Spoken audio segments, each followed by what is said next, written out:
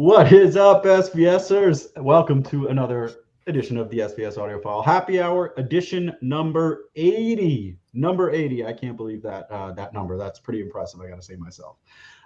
As always, I have our president of SBS here, Gary Yakubian. Gary, how are you this evening?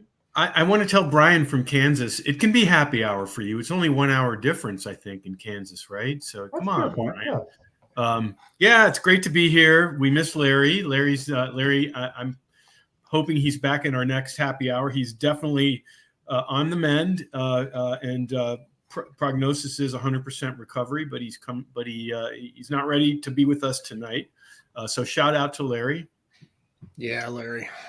Absolutely. And of course, we have our AV sage, Mr. Ed Mullen, Director of Technology for SBS. Ed, how are you this evening? Doing great, Nick. Thank you. Wonderful. Well, in Larry's place, I will mention the giveaways, but for those of you folks who may be tuning in for the first time, we will have 3 fantastic giveaways this evening. All you have to do to be eligible. Well, you only wanted to do 2.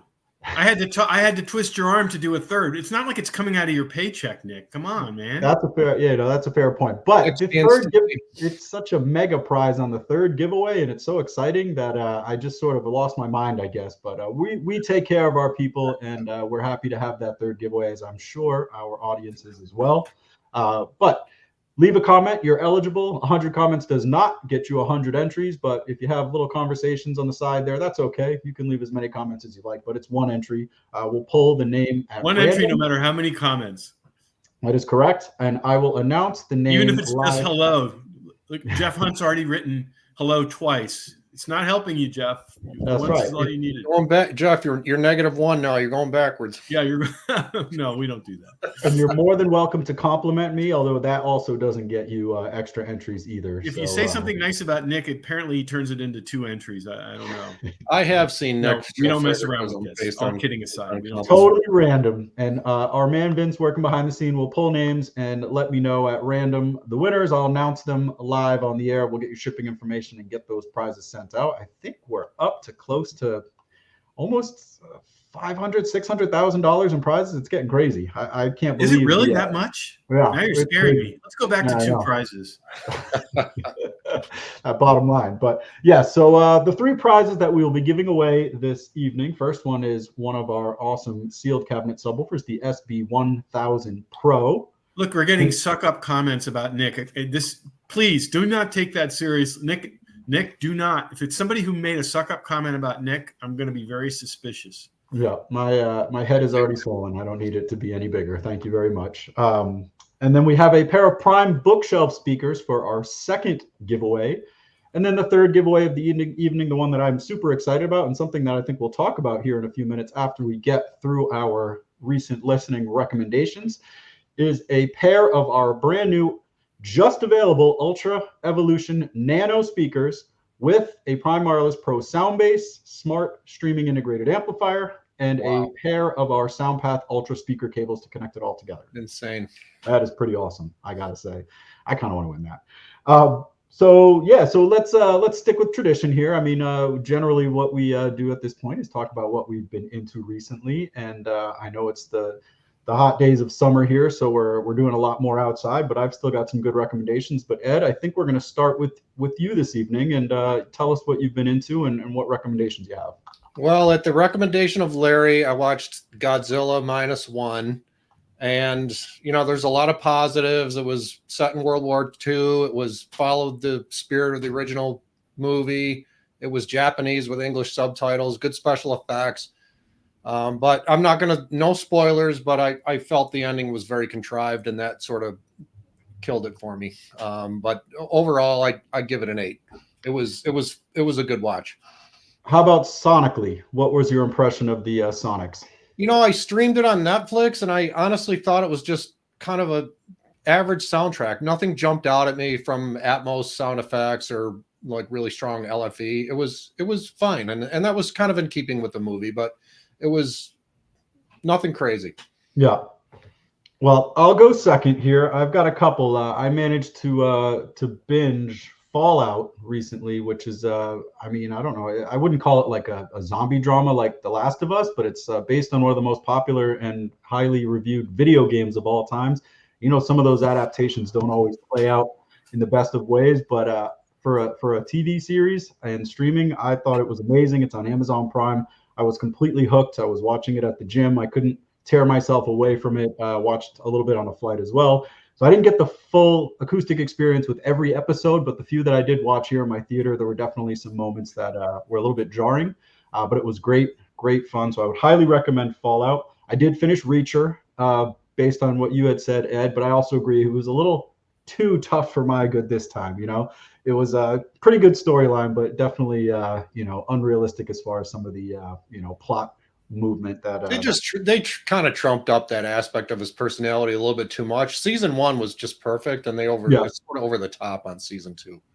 Yep. And then had a date movie with my wife. We watched Civil War, which was not at all what I was expecting, but we both enjoyed it very much. She stayed awake for the whole thing, which is generally a good sign. And we had a lot of discussion afterwards. So it was one of those thought-provoking movies as well, which is always good. So those were my recommendations since the last time we spoke, which was at the Worldwide Stereo event. And I did want to say thank you to everyone who turned out there, who is a happy hour watcher. We met a bunch of people face to face, and it was a phenomenal event. Thank you so much for coming out, all you Worldwide Stereo folks who met us in person in the Philadelphia area. So, Gary, what about you? I know you've had maybe a show or two that you've been to. Any watching, binging, listening on the new speakers?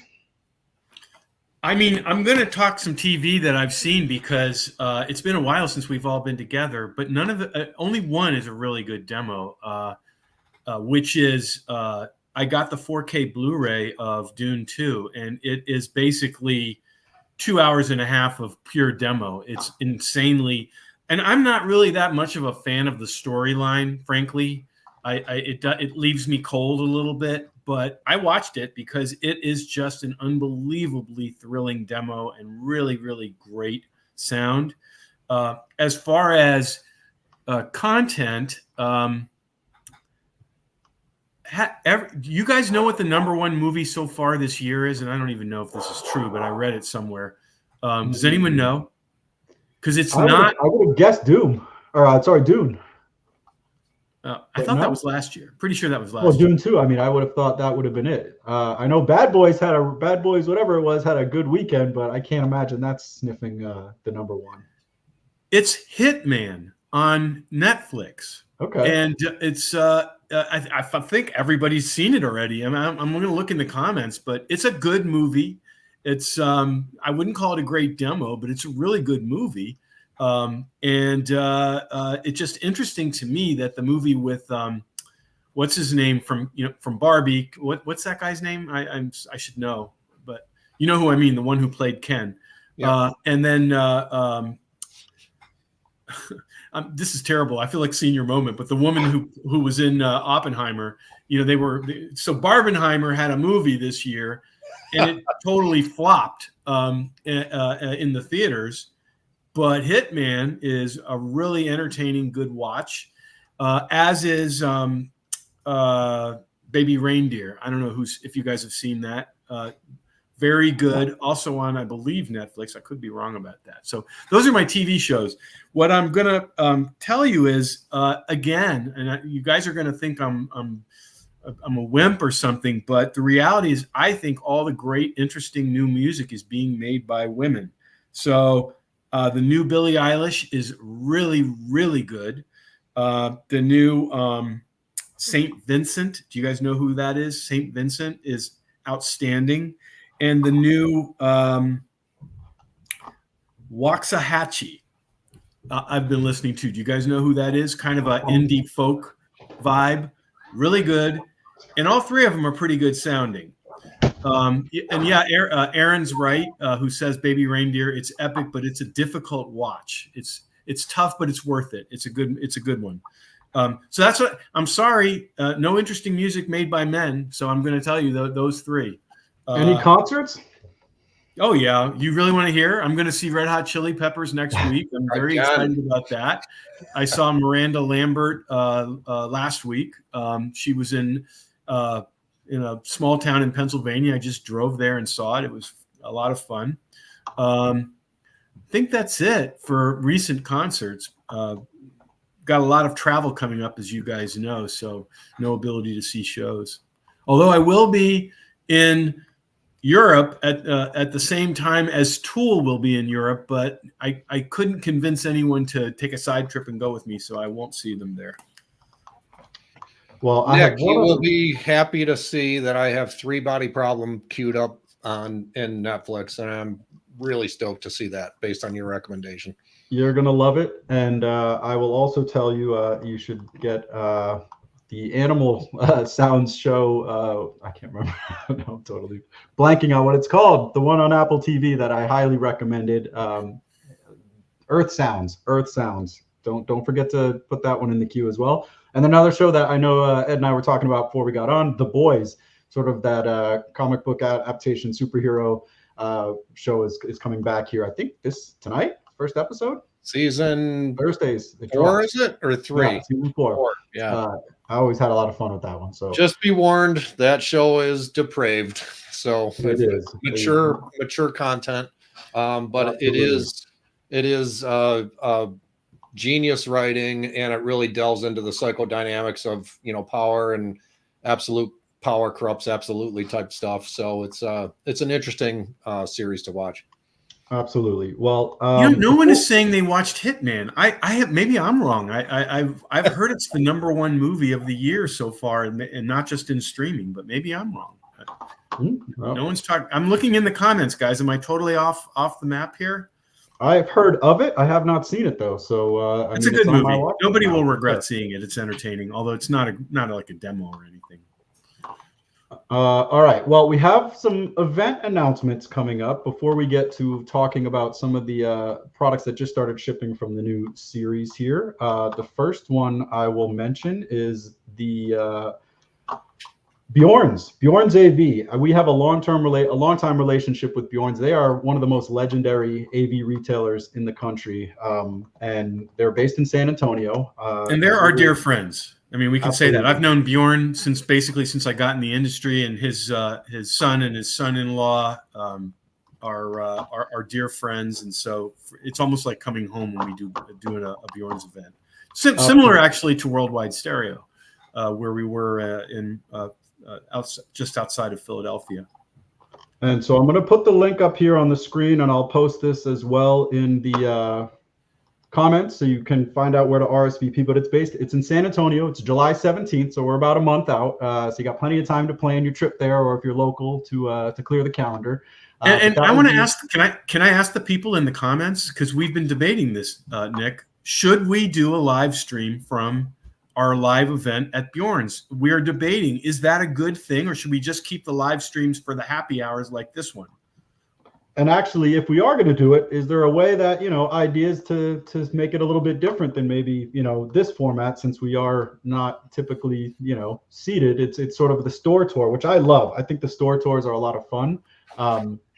But, we want to make sure it's fun to watch as well. So, we're just always trying to make things a little bit better. And, we'll take your suggestions if you leave them in the comments for sure. But that's coming up July 17th. But I'm actually getting ahead of myself, because next weekend, and I know a ton of people have been asking about us, and I know there's some folks tuning in from Kansas and that area. M-Wave. This is, I believe, becoming, if not already, the biggest home theater audio show in the country, and possibly, growing to that in the world. I know a lot of the shows that we do on the weekends and the typical hi-fi shows are 2-channel based, but this is very much a home theater focused show. We are going to have an absolutely killer system there, all Ultra Evolution series, with the flagship Pinnacles up front in the center, 2 sets of the Ultra Elevations bringing in Atmos height effects, bookshelves in the rear, and then dual PB16 Ultras as well. So this is going to be an absolutely killer system, and we are going to have the ability to switch to a 2-channel demo as well. But that's at the Kansas City Convention Center all weekend next weekend, primarily Saturday and Sunday. Ken from our team, as well as Jonathan from our team, will be representing there, and it's going to be an amazing show. So if you can get there, I would highly recommend it. Great opportunity to hear the new speakers. So the next one is M-Wave, and then we have Bjorn's in mid-July, and we have Gramophone like the week after that, right? That's right. So a lot of July events. 17th. Gramophone is outside of, actually it's sort of in between Baltimore and Washington and Columbia, Maryland, near where I live. So Washington folks, Maryland folks, Virginia, it's not that terrible of a drive. Hope to see you there. So I did post the link to the Eventbrite RSVP place where you can check in there. It's a free event. We all have the link for the Gramophone event tomorrow. That's just outside, I think you were saying, the Maryland area, so not too far from Gary's house. And those will be back-to-back on consecutive Thursdays. And we'll probably do some kind of live stream. We'll see if we're doing the whole official happy hour with that. But those are going to be some great events. And then there's some more coming later in the summer as well that we'll have announcements about here coming soon. People are asking me the date of this stuff that I'm blabbermouthing, as I often should do, and I shouldn't. But Bjorn's event is Thursday, July 18th. And then the 18th? Sorry. Very following week, the Gramophone event is Thursday, July 25th at the Gramophone in Columbia, which means if you're in the Baltimore area, you can get there. And if you're in the Washington area, you can get there. And even Virginia, it's not that bad. Wonderful. And that's the 18th and 25th consecutive weeks. 18th in San Antonio, 25th in Columbia. Is it Columbiana or Columbia? It's Columbia. Columbia, Maryland. There you go. All right. Well, just today, or actually over the last couple of days, we've had some new products from the Ultra Evolution series go live and become available. And I'll kick it over to you, Gary. I'm going to pop up a picture here on screen of the Ultra Evolution towers because I am super excited. And this is more than likely what's going to end up in my system behind me now that we've started shipping them. So maybe give a little bit of background on what we're seeing here and anything you want to share as far as anecdotes in terms of the development, things like that. They were late. And that's a statement because they didn't have to be late. But Smith and I and Jack, Smith and Jack, you guys, I think have met both of them on different streams we've done. We felt like they sounded really, really good, but we wanted that last bit of dynamics and low frequency extension. So one nice thing about being SVS and the team that we have is we're allowed to be perfectionists. We let ourselves be perfectionists, even when it impedes our ability to, do things the way maybe other speaker brands do. So it delayed Ultra Evolution Tower, which is the smallest tower, by a couple of months. And we're going to talk about the Nano. It's the same exact thing. It delayed them both by a couple of months as we did some refinements in the driver and refinements in the crossover and spent I did multiple trips unscheduled right around CES, which was very challenging.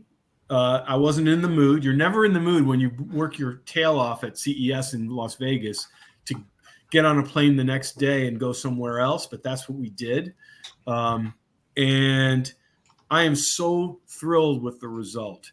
They are voiced in a way that is very similar to the Ultra Evolution Pinnacle and the Ultra Evolution Titan speakers. They are very satisfying. They do not need a subwoofer. If you want one, you can do it. But in a 2-channel environment, they definitely don't need one.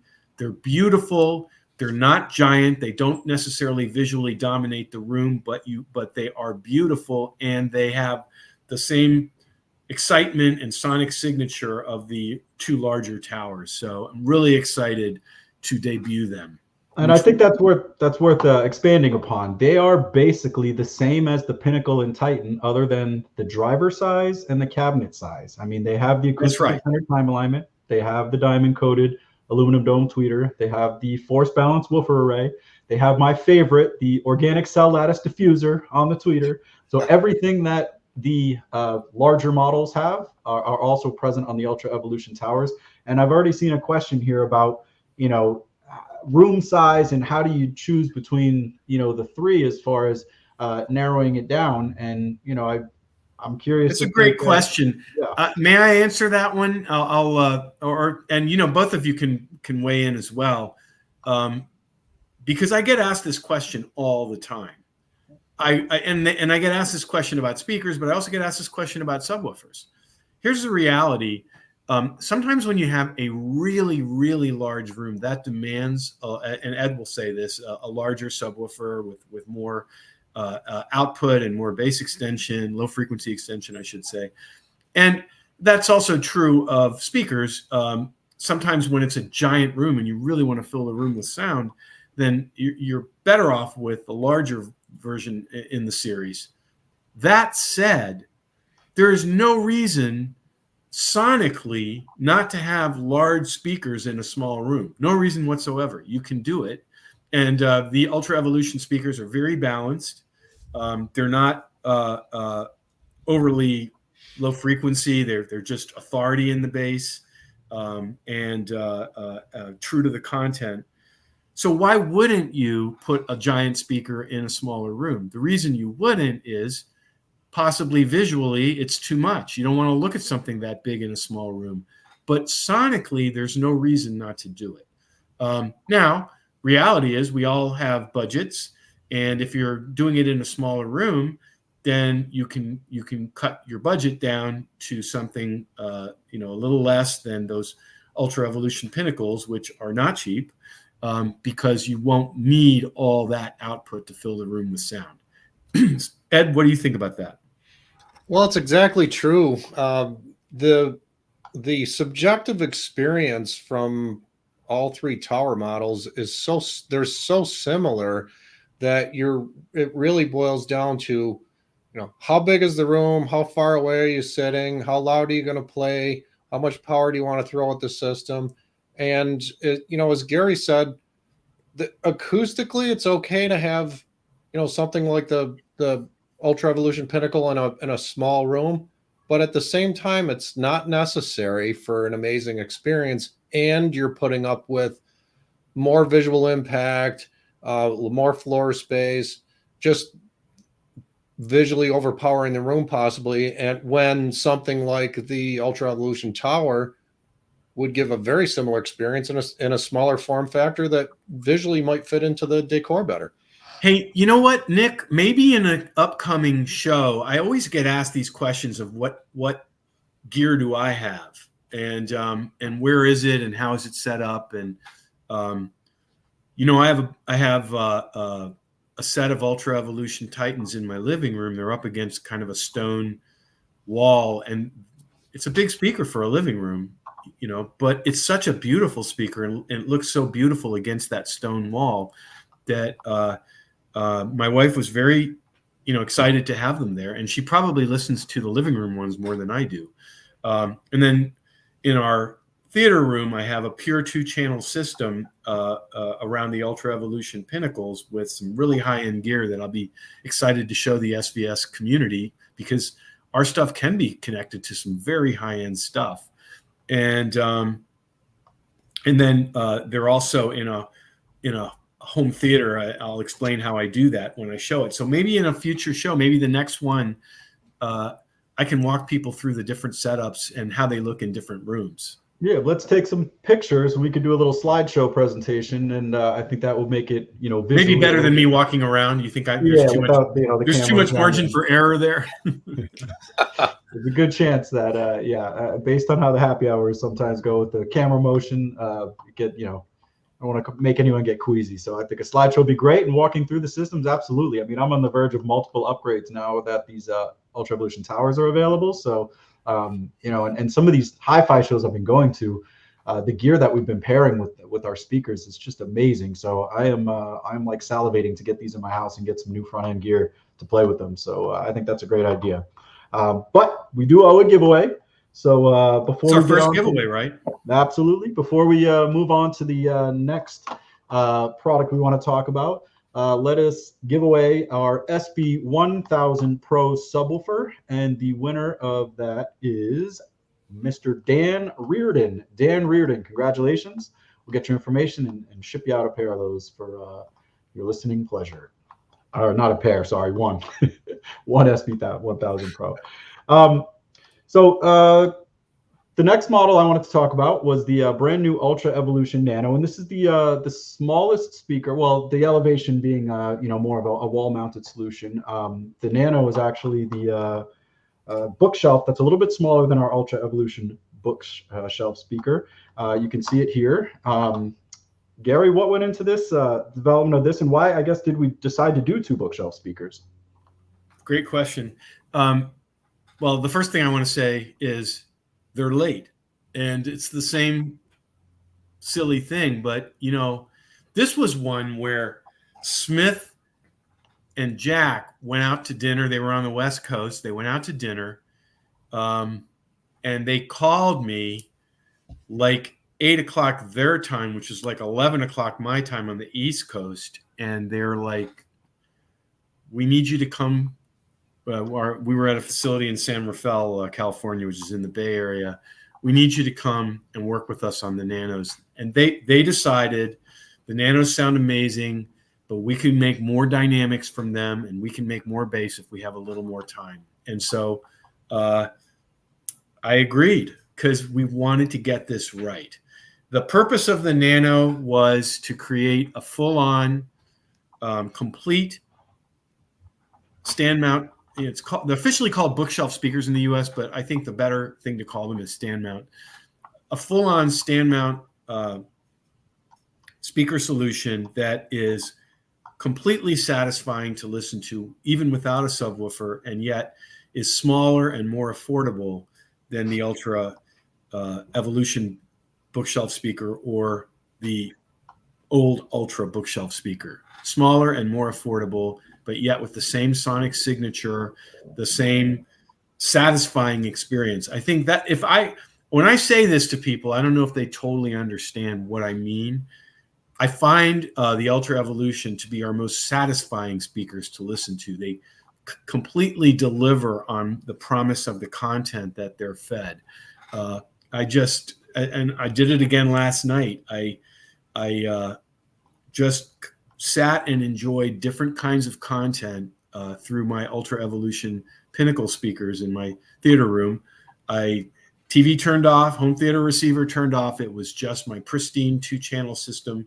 And yes, somebody said they know I've talked about that. I have Mark Levinson. I also have a beautiful Lynn turntable that we just upgraded with the latest power supply. It has the best arm. And so it's just, and I got the Koetsu I think it's called Rosewood standard cartridge. It's a really great sounding 2-channel setup, and very, very, just really satisfying to listen to. And that's what we're shooting for with the Ultra Evolution Nano stand mount speaker and the Ultra Evolution Tower, our smallest floor stander. So I guess a 2-part question, and Ed, maybe you can jump in on this one. Near field listening, how would these fare for that? And what are your expectations as far as these being used in surround sound? I mean, do you view this as a rear surround or a side surround speaker, on a stand? Well, to answer the first question, and we've had several customers sort of debating between Ultra Evolution Bookshelf, Ultra Evolution Nano, and as Gary said, the subjective experience of both speakers is very similar, and the Nano has remarkably dynamic and deep bass extension for its size. So in a smaller listening room, I think the Nano's a perfect choice. It's not going to overwhelm the room visually, and it just integrates well. It's about the same size as our Prime Wireless Pro speaker, and it will have the same imaging, soundstage, detail, depth as the larger Ultra Bookshelf. So it's an amazing speaker. It just stands on its own, all alone, without subwoofer. By the way, there's an audiophile type of person that prefers the sound of a smaller speaker. And I've heard you say that before, and I never really rationalized why. Well, here's an example. There's this. We're friends with the folks from Falcon. It's a small British speaker, and it's got a real cult following, and it's a wonderful sounding speaker, and very expensive, by the way. Not trying to diss them in any way, but it is very expensive.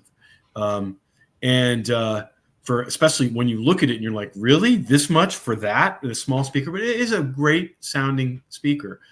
One reason why a certain audiophile cult following around these smaller speakers is the sound is all coming from a very concentrated geographic place. Like a point source. Like almost like a point source. Yeah. Now, I think we've accomplished a lot of that by doing our acoustically centered time alignment that's in the tower speakers, and by the time alignment that's in the Ultra Evolution bookshelf and the Ultra Evolution Nano. But you can make a case that the imaging of the Ultra Evolution Nano is of a different nature because it's coming from a very small speaker. So, if you end up doing that, you make no apologies to any of the other speakers. As we always do at SVS, everything we do tries to represent the best technology that we can bring at that moment in time, anywhere near that price. And I would put the Ultra Evolution Nano right there as part of that vision. So Nick, yeah, go ahead. Answer the second half of your question. Would I use these for side surround, rear surround? I think it does them a disservice to be used in that capacity. They're incredible speakers. They deserve to be on the front stage. I think the Prime Elevation and Ultra Elevation are just better overall choices for surround duty. They've got the two-piece wall mount, and they're designed to go on the wall. They've got the angled baffle. I think they're just better choices for surround, rear surround, and overhead height effects. But could you use the Nano as a surround back speaker? Sure. And in fact, in my system around the corner, I have large bookshelves for side and rear surrounds. And are you going to get mad at me? I have Ultra Evolution book. I have the Ultra Evolution bookshelf as my rear surround speaker. It's okay.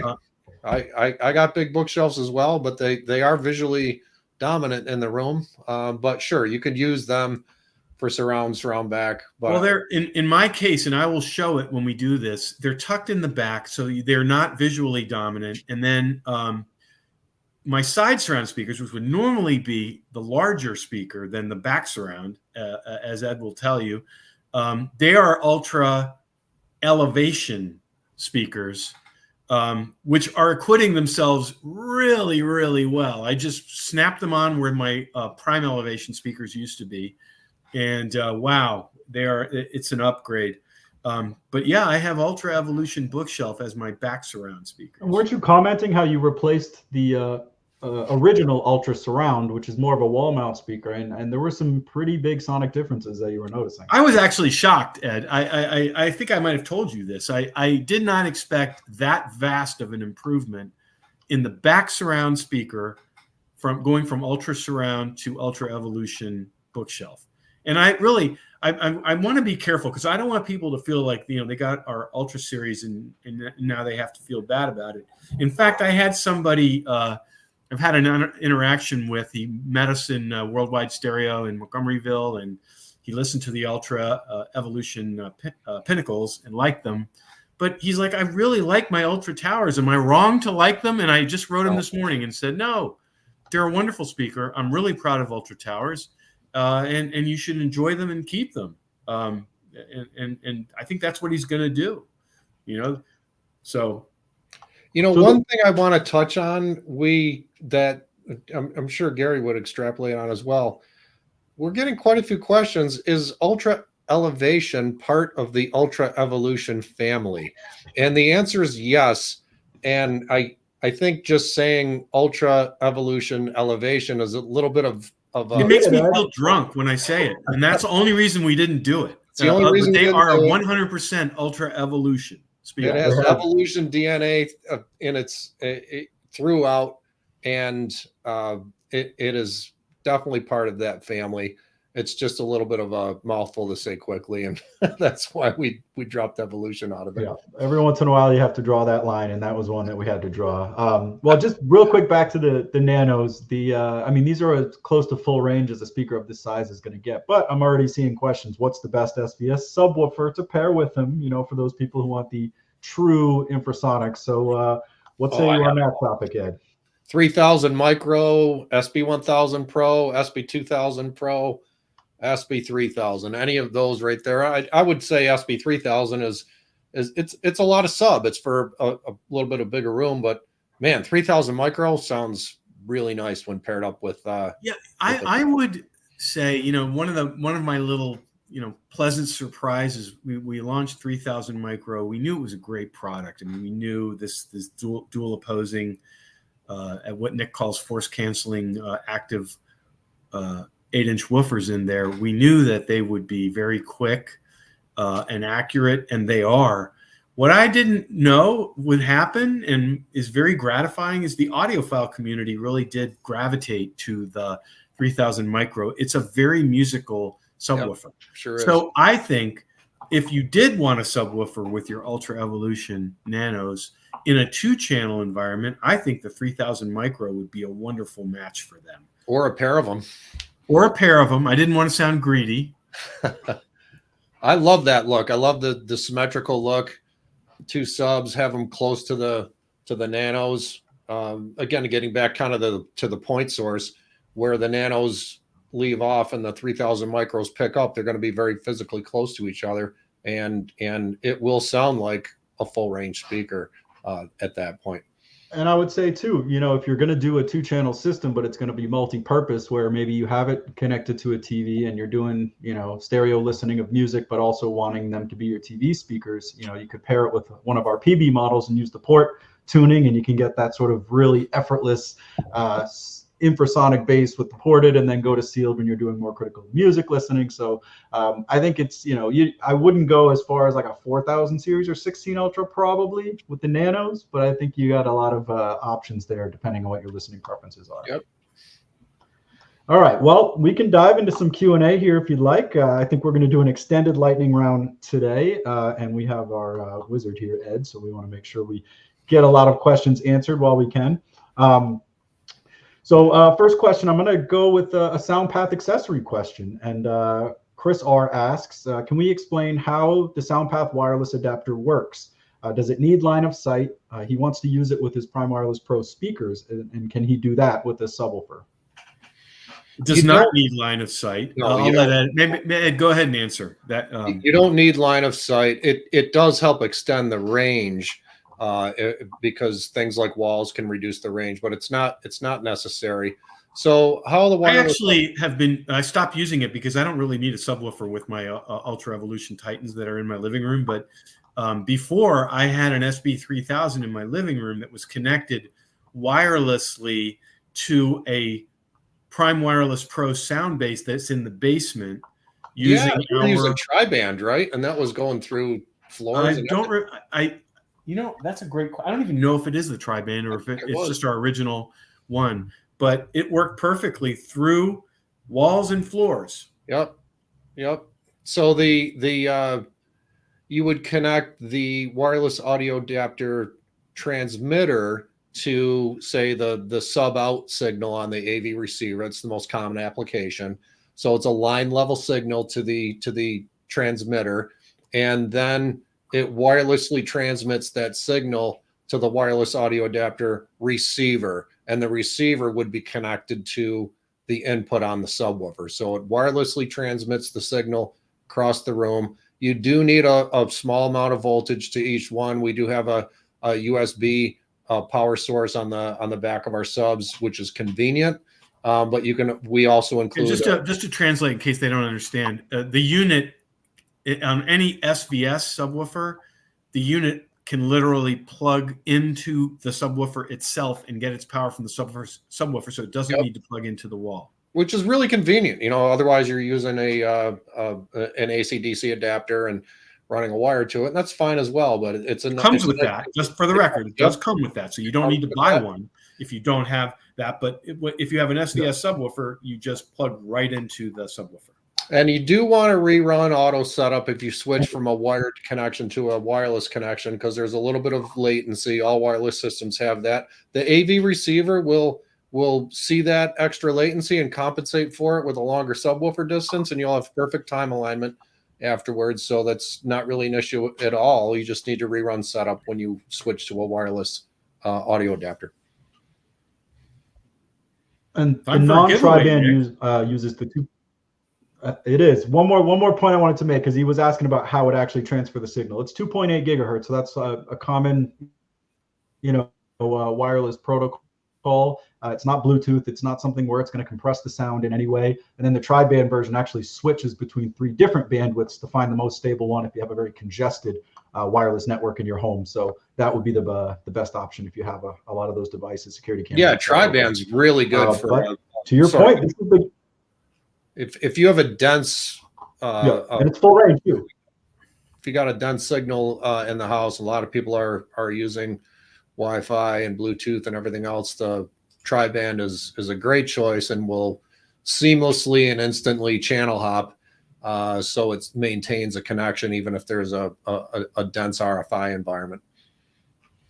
So next giveaway, and this was Gary's throw-in here at the last second, so you can thank him for this pair of Prime bookshelf winners, and I know somebody's going to be happy about your decision, Gary, and that someone is Russell McIntosh. Russell McIntosh, congratulations. Yay, Russell. Coming your way. You said you owe me one. You didn't want to do this. What's that? He gave you a compliment. Russell owes me one. He didn't want to do it. That's all Vince. I mean, he's got the randomizer, so it has nothing to do with that. But we do have another question here about both of our Elevation Prime and Ultra Elevation speakers. Typically you see the tweeter above the mid-ranger woofer, but with the Elevation, we actually put the tweeter below the mid-woofer there. What was the thinking in terms of that design element with the Elevation speakers SVS makes? Well, I like that it's a little closer to the listener and it's spaced away from the reflective surface of the ceiling. Say, for example, if you got it mounted up high on the side walls or on the ceiling, it helps get the tweeter out a little bit into free space, if you will, and I think provides a little bit better imaging. I will say this, that speaker in particular is designed to have a very, very wide dispersion window. And what that means is I don't want to ever contradict Ed, but I would say sonically, it wouldn't have mattered if it were above or below the woofer. And in fact, in some scenarios, we turn it the other way or sideways, and it's aiming up, and then the woofer is on top of the tweeter is above the woofer. And the reason why it's basically 6 of one, half dozen of the other is because the dispersion characteristics of the tweeter make it not really important. And it's on purpose. That's why it's such a versatile home theater speaker. And it's very forgiving of wherever you put it in your room, whether you hang it on the ceiling, whether it's on a sidewall aiming down at you, it's going to be a satisfying height effect speaker or a satisfying surround speaker if you use it as that. And the other important thing to consider is... Did I contradict you? Do you agree with my contradiction? Not really. It's position intolerant. But Nick specifically asked, which orientation is better. But if you are required to place it sideways or tweeter up, when you rerun auto setup, the AV receiver does have a target frequency response for those channels that it's looking for, and it will equalize the response. And to the extent there's any boundary issues or diffraction issues, a lot of that gets taken out when you run auto setup. That's true too.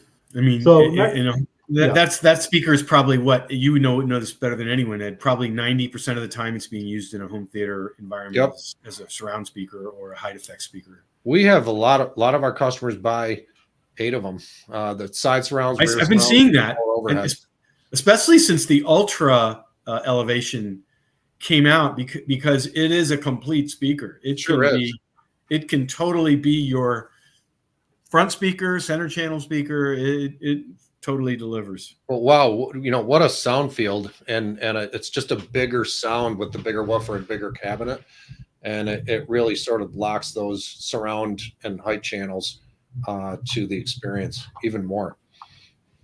David, who asks if Crutchfield is going to do a review of the speakers, I think they've already done it, and I think they're now finalizing the video. I think that I heard that. Yeah, I think they're in the editing process. Yeah, in the editing process. I believe they're in the editing process. Crutchfield review. There's a lot of reviews of these speakers. You don't have to hear us talk about them too much. You can. I just saw. You didn't even tell me about this one. Cheap Audio Man did a review of the Ultra Evolution bookshelf speakers. Very rave review. Yeah, and he picked them apart. I mean, I thought in a good way. He really captured their strengths. So, shout out to Cheap Audio Man. That's right. We love Randy. He's been a guest here, and he does a lot to raise awareness around this awesome hobby, and I got a lot of respect for that. So Jason R was asking about the Ultra Evolution towers, and he wants to know if he could replace his Prime Pinnacles and pair them with his Ultra Center and Prime bookshelf speakers. And I will say, first off, they're all timbre matched, so they are all voiced to be able to mix and match together. And then there was a follow-up question I saw about what sonically would you notice as far as an upgrade goes from the Prime Pinnacles or even the Ultra Towers to the Ultra Evolution Towers? Like, what is that you're actually going to perceive when you make that sort of swap up? I mean, I'm going to say that we're not afraid to keep extending what's possible. That is what we try to do. So people should not get mad at us when I say, we're not doing this self-servingly, other than we always want to push the envelope of excellence. These are the best speakers by far that we've ever brought to the world. They're better, and I hesitate to say it because I don't want to say anything negative about anything we've ever done. I'm proud of everything we've done and I can say that because we literally won't release it to the world until we believe it fully represents our vision. These represent everything we've learned about how to make an amazing speaker. But they are voiced to be in the same room. So on the one hand, yes, you will notice an upgrade. I knew I would hear the upgrade in the 2-channel environment. I've been spending so much time with these Ultra Evolution speakers. I was in comparing them with other speakers we've done, the old Ultra or the Ultra series, the Prime series. I was very struck with how much of an improvement they are, even in things like the surround speakers or the height speakers. You're going to notice the improvement, but you can do it. You should be very happy, hopefully, with the SVS speakers you already have. If you don't have Evolution and you have no plans of getting them, that's great. We totally support you. But if you think you'd like to get there, you could do it one pair of speakers at a time, and you would still be in a situation where the voicing is designed to be as close to the same as possible. And in fact, when I got Ultra Evolution Pinnacle prototypes, I got them 4 or 5 months ago. They were not the absolute final version, but they were really close. And I stuck them in my home theater with a bunch of Ultra Series speakers as the rest of it. And it was a very coherent experience. I did rerun Odyssey. I would definitely tell you, anytime you make any change in your system, rerun Odyssey. Definitely. But it worked very, very well with the existing Ultra Series speakers. We have lots of customers in the midst of upgrades and taking advantage of our trade-up program. And it's just a great way for them to slowly get into the newest and best products that we offer and still love and enjoy their system at the same time. And it's become such a vibrant part of the customer service experience. Everybody loves this trade-up program we have, and the opportunity to buy something new and trade in their beloved speakers, and someone else gets to buy those and speakers and enjoy them. And it's just a great way to upgrade your system and experience the best, but not all at once. I love what you just said, though. That's really true. I'm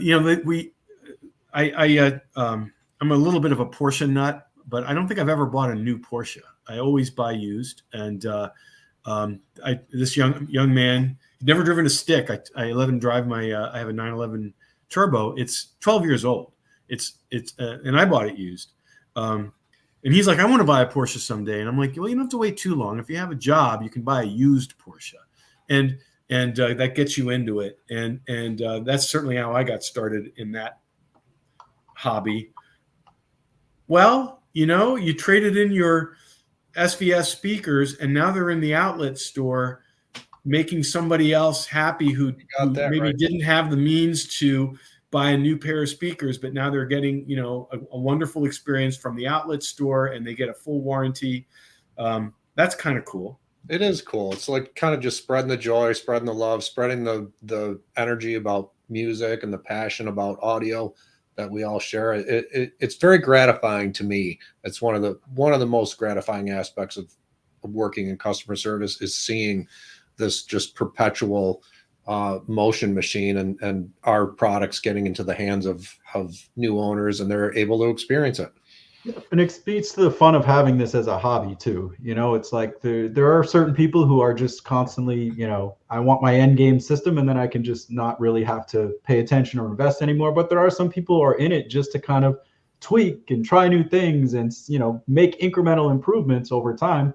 And, I have a lot of respect for that. We talk to a lot of people at our live events who are like that. They'll just try something just to try it because it's, fun and squeezing every ounce of fidelity is part of what they want to do. And again, I have a lot of respect for that. I think it's healthy for, what we're trying to accomplish as well, to have that kind of passion. So, all right, we got another question here from Chopper. He's asking if your crossover, or I guess he's meaning low pass filter for your subwoofer, is at 80 Hertz. Are you getting the full benefit of the 4 woofers on either the Titans or the Pinnacle? Like, are you actually going to really need one of those larger towers, or would you maybe be better off with the tower? What are you getting when you have that low pass set there? So you're asking for an AV application if the speaker's set to... I think that's what he means. Yeah. Can you ask that question again? I'm trying to process what he's saying. He's saying he has his subwoofer set at the low pass at 80 Hertz. Yeah, at 80, and then I think it sounds to me like he's putting. I don't know this because the question, and if he wants to call us to, if we're answering the wrong question, then he should call us and we'll get him squared away. But I think he's saying, well, I have my subwoofer set at 80 Hertz, so will that still be good for Ultra Evolution Pinnacle speakers or Ultra Evolution Titan speakers? Or is he taking full advantage of that woofer array on the new speaker? My answer is he's putting the cart before the horse. That he should start with what speakers he has and then set the low pass of his subwoofer, and Ed will help him do that, right, Ed? Yeah. I think I know what he's asking. He's asking if I set my AV crossover to 80 Hertz, am I wasting the bass capabilities of my speakers? That's essentially what I'm getting out of it. So he's not talking about the subwoofer. He's talking about the high pass filter on the speakers. And okay, we're not asking the speakers to play very much below 80. So this gets back to contacting our team, and I wouldn't do that on a bet, though. I mean, I am going to say why would you even get a speaker like that and then do that? Exactly. That I think that's what he's almost looking for validation of this is not a great idea. And I agree. It's not a great idea. I agree with him. If that's what he's asking, we just wasted 5 minutes agreeing with him. You would want a much deeper crossover for those channels if you are running them in an AV system to take advantage of their bass capabilities. That's the best way to put it. I would say. Well, I think there is an underlying question here that is maybe I don't want to insult our listener here, but the underlying question is, hey, if you have a subwoofer, what's the point? Why do you need towers anyway? And I think I get that. I understand the thrust of that question. And the answer is they sound more exciting, more dynamic, and there's something more true when you have front speakers that are full range. And even though you have a subwoofer that's taking care of the deepest bass, if you have space in your room and in your budget, we know people have lives and they have budgets. So we're not saying you just have to pull out all the stops and spend crazy amounts of money. But if you have the space in the room and the budget, you will benefit from having tower speakers as the front speakers of your theater.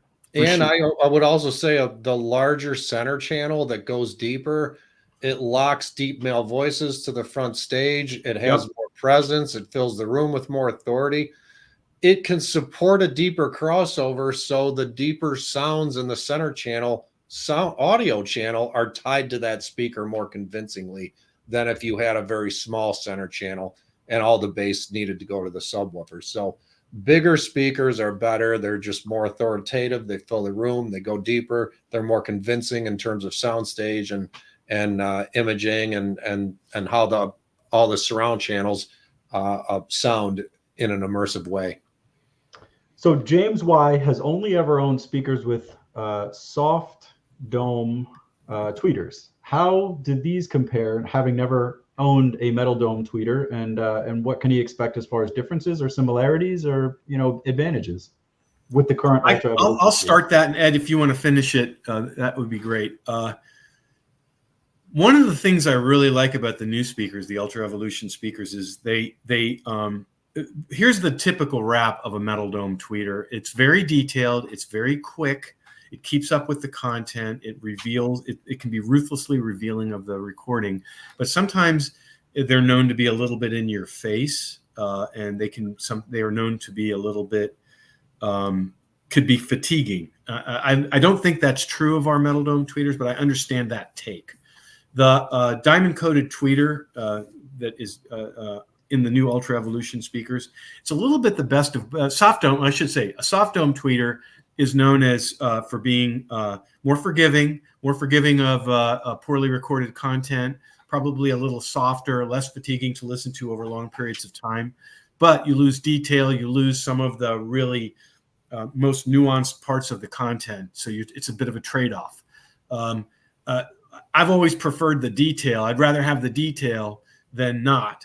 But that could be a matter of personal preference. The cool thing about the new diamond coated tweeters is you get the benefit of the detail of a really good metal dome tweeter, but they're not fatiguing. They're not overly bright. They are true to the content, and you can listen to them all day long without ear fatigue. So I would say they're kind of the best of both worlds between a metal dome tweeter and a soft dome tweeter.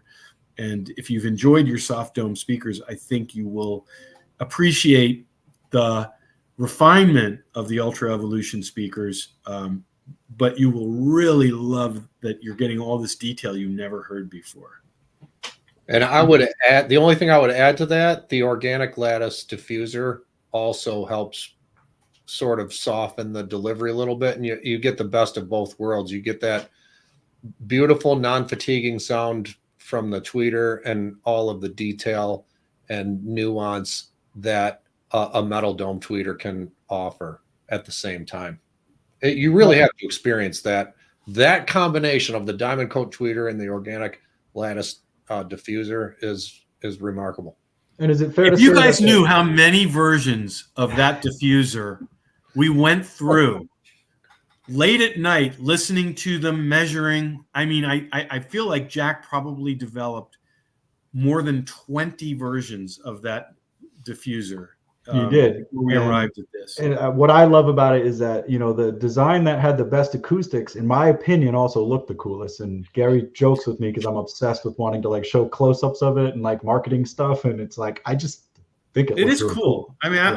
I'll grant it. It is cool. I just think people might think we're getting a little bit too much in the weeds, but it really was. We were very obsessed about getting everything right. All right. Before we do the last giveaway, Gary, I thought Susan asked a really interesting question. So maybe give us 30 seconds on how does the AV community in Europe different than what we have here in the US? Well, I think one thing is in the U.S. I think we're kind of welcoming of all different countries of speakers. I mean, there's French speakers here, there's British speakers here, there's German speakers here, there's of course American speakers here, and in Europe, I think there's always been some level of a bias of what they like, and although not true with subwoofers, like we've been very embraced in subwoofers every country in Europe, and in actuality, we're about as popular in terms of subwoofers in Europe as we are in the US, which is really exciting. And you can see the comments. I saw several people from Europe saying that. What's been very gratifying with Ultra Evolution is the way Europe has embraced Ultra Evolution. I think we're very much in the conversation with them, with speakers of their own country or their own approach. As far as what are the people like in Europe, as far as their approach to audio, they're just like we are in the US, with one difference. They're way more focused on 2-channel to the exclusion of home theater. Whereas probably in the US, it's in the neighborhood of 50-50 home theater and 2-channel enjoyment. In Europe, it's probably more like 80-20 in favor of 2-channel. And they love the white gloss too. The white gloss is doing great. Love white gloss, but they do love that white gloss. I think that's a sort of European thing. All right. Well, we are up for our final giveaway, but before that, first M-Wave next weekend. Check us out. We'll be there with a really huge system, completely rocking people, and a 2-channel setup as well. Look out for our postings about the Bjorn's event coming up in July 18th, as well as Gramophone on July 25th. We'll have announcements all over our social media and our events page for those. And we'll stream for the people that aren't in Baltimore or in San Antonio. Yes, so, and I saw one comment was like it's kind of choppy. That's part of the issue. It's like the Wi-Fi network at the store is the Wi-Fi network at the store. So we need to maybe find a better solution for getting online there. But that's always one of the wild cards that we're dealing with when that many people show up to an event is getting a non-congested wireless network. So we will work on that. One other thing, happy early Father's Day to all the dads out there. I know there's a bunch of you, and I hope everyone has a wonderful Father's Day weekend. Our final giveaway of the evening, hopefully this is going to a happy father, is our Prime Wireless Pro Sound-Based Smart Integrated Amplifier with a pair of the brand new, just shipping Ultra Evolution Nano speakers and some of our SoundPath Ultra speaker cables. Congratulations to This is a grand prize. Grand prize. Grand drum roll. That's right. The drum roll and the announcement goes to Jeffrey Holmes. Jeffrey Holmes. Congratulations. Jeffrey Holmes. I am going to get that exact same system and set it up here in this room, I think, here later on. So we'll have an announcement about our next happy hour. Happy Father's Day, everybody. Happy Father's Day. Thank you, gentlemen, Ed and Gary and Larry. Can't wait to have you back on. Hopefully it's going to be on the next broadcast, and we'll catch up everyone else soon. Happy listening. See you soon. Bye, everybody.